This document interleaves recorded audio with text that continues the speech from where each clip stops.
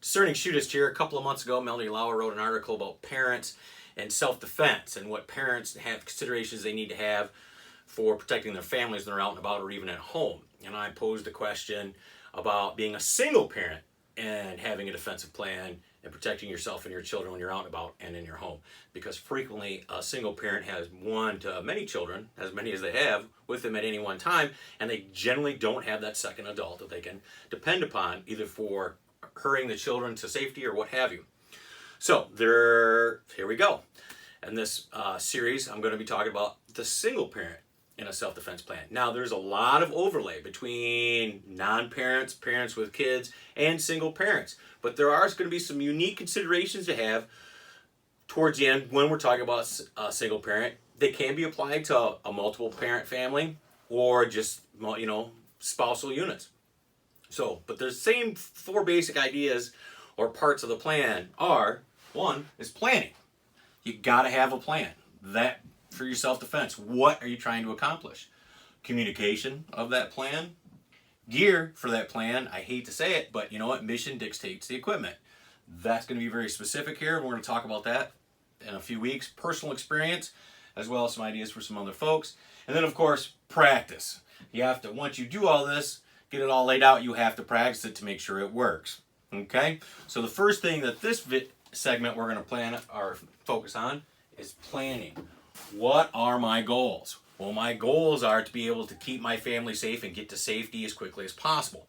Any plan that we have for self-defense, in any situation, should be very, very simple and should be very, very flexible in the fact that I can move it in the garage, I can move it in the parking lot, I can have it in the mall, I can have it in my home. So those basic ideas, that basic outline for self-defense is like, what is my goal? How do I obtain that goal?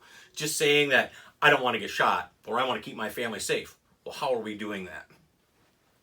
For this particular series of videos, I've thought about what I wanted to do about keeping my family safe. And here in the United States, we spend a lot of time in our cars.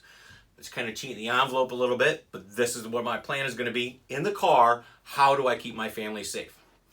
When I'm driving down the road, I'm going to be able to make sure that I can see the tires in the rear of the car in front of me where they touch the pavement when I stop, when we're at a light or in traffic, what have you.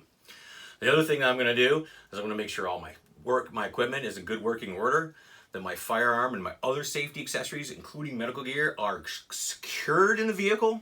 So in case there's an accident or I have to leave the road to avoid an incident, that driving over curbs or through ditches and things like that are not going to jostle my stuff loose. And also maybe in an accident, paying attention to the road, quite frankly, you have at least a half a tank of fuel in your car. My phone is fully charged. I'm not texting while driving or any of these other shenanigans that happen when I have the children in the car.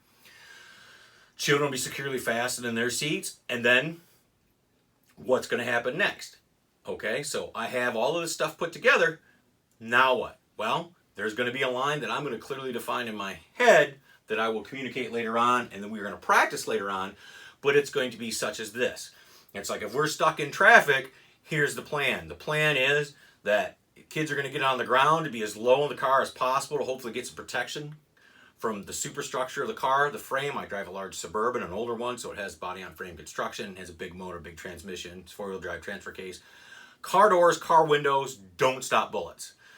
Several years ago, there was an incident in southern Michigan where a couple of guys got into an altercation in the parking lot of a bar. They jumped into their truck, they drove away. One of their attackers pulled out a gun, shot the guy through the back of the head and killed him instantly, and it went through the back of the truck as they were driving away.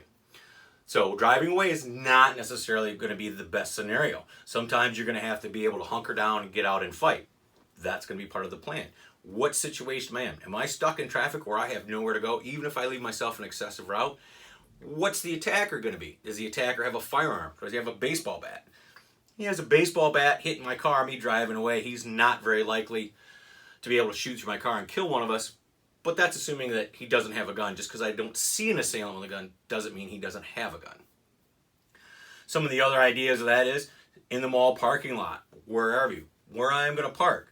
When you park in a parking lot or in all these other kind of places, you should always pull the way forward. So if it is that kind of situation where it's just someone that's mentally deficient or one of those socially disenfranchised folks that are homeless and have some schizophrenia issues, and they just attack you with a blunt instrument, you can just drive away.